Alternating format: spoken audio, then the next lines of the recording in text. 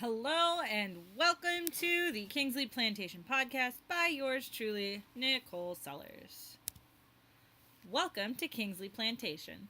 This is an aerial view of the plantation as it sits on Fort George Island. Fort George Island is one of the barrier islands on the far northeast corner of what is now the state of Florida. Although the grounds of the Kingsley Plantation originally covered 1,000 acres, it has been reduced to a mere 60 acres, and the grounds are now part of a historic preserve. The grounds in the preserve contain the oldest standing plantation house in Florida, as well as an outside kitchen, a barn, and the remains of about 25 slave cabins. In the slide, the left-hand building is the outside kitchen, and the right-hand building in the background is the main house. Now, the Kingsley Plantation has its own twisted love story. Although it was in the hands of several owners, it remains named for the owner who had it from 1814 to 1837. That's probably because Zephaniah Kingsley had the most unique story of any of the owners. When he first moved to Fort George Island, he did so with his wife Anna. He had purchased her in 1806 and subsequently married her. In 1811, Kingsley petitioned for her and their 3 children to be freed and was granted his request due to their status as Spanish citizens. When they moved to Florida, it was under Spanish rule still, so it gave them kind of a duality that allowed them to get their freedom. They ran the Kingsley Plantation together, and when he died, Zephaniah left the plantation to his wife. Anna, born Anta, was from Senegal, Africa. She was young compared to Zephaniah, but old enough to remember the customs of her home country. Her story reveals that it was more common than people think for masters to marry slaves in the old Spanish system of slavery that Zephaniah subscribed to. More than that, Anna is unique for the part that she played in the plantation, which was then called Laurel Grove.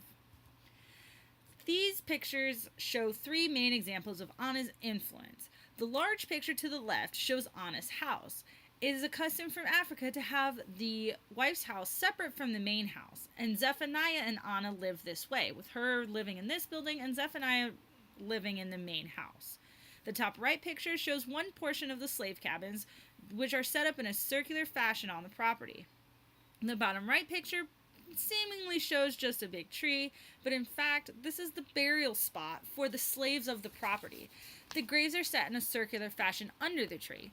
Both of these sets of circles are according to African custom. So next we're going to talk a little bit about the slave cabins.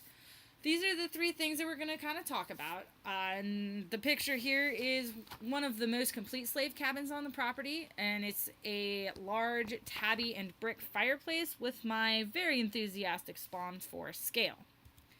Now, the slave cabins were constructed out of tabby. Tabby is a mixture of oyster shells, water, and sand. It was basically beat together until it made cement. Some of the construction, like the full shell tabby pictured here behind the fireplace, used entire oyster shells, and this was to make it dry faster and be a little bit stronger than more crushed tabby.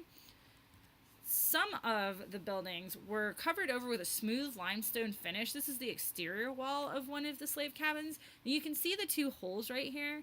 Basically, they would make a framework and hold it up braced with sticks going through it, and once the tabby dried, they would take the sticks out and put a little limestone plug in there. Here is the quote-unquote front porch of the slave cabin. Although the slave cabins were very small for the amount of people that lived in them, they had porches. And this was a very significant area of the cabin, particularly under Zephaniah. He subscribed to the Spanish slave system, which meant that once the slaves had completed their assigned tasks for the day, they were free to do what they would with their time. And this included building things, growing their own crops, hunting their own animals. And a lot of the community sense within the slaves was from the front porch. It was where they exchanged information, food, and comradeship. Aside from that, the doorway of the slave cabins is important archaeologically because they've dug up slave doorways that show that a lot of them probably held on to their African traditions. House charms of blue beads were found under several of the doorways, as well as animal sacrifices that are believed to have been used to appease the spirits of the earth that were disturbed during the original building of the cabins. On the back side of the cabins, which I don't have a picture of, is where archaeologists found trash piles, which may not seem like such a cool thing, but really it lets us know a lot about how these people were living.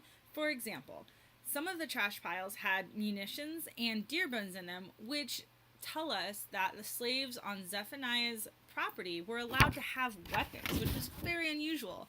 And due to the fact that they had their own free time, they obviously used these weapons to hunt deer to feed their families.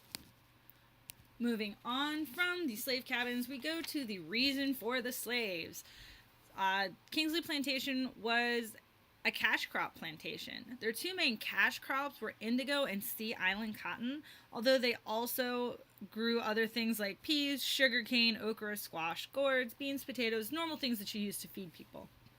Pictured here are 3 of the containers that they used to create the indigo dye, and indigo dye was extremely lucrative, which made it worth the money that was lost by slaves dying in this process. You could always tell who the indigo slaves were because they were dyed, basically, from mid-knee down due to having to stomp the indigo plants in these vats. And finally, we have the no reason tortoise. The no reason tortoise is in here because my daughter insisted that it be included in my slides, so there you are. And the main things to take away from this podcast is that not every plantation was horrible, and not every country that participated in slavery did so in the largely inhumane fashion that the United States did. The Kingsley Plantation is an excellent example of what Spanish slavery under the task system looked like, and the tiny amount of dignity that it afforded its slaves. Thank you for listening, and I hope you learned something in this process.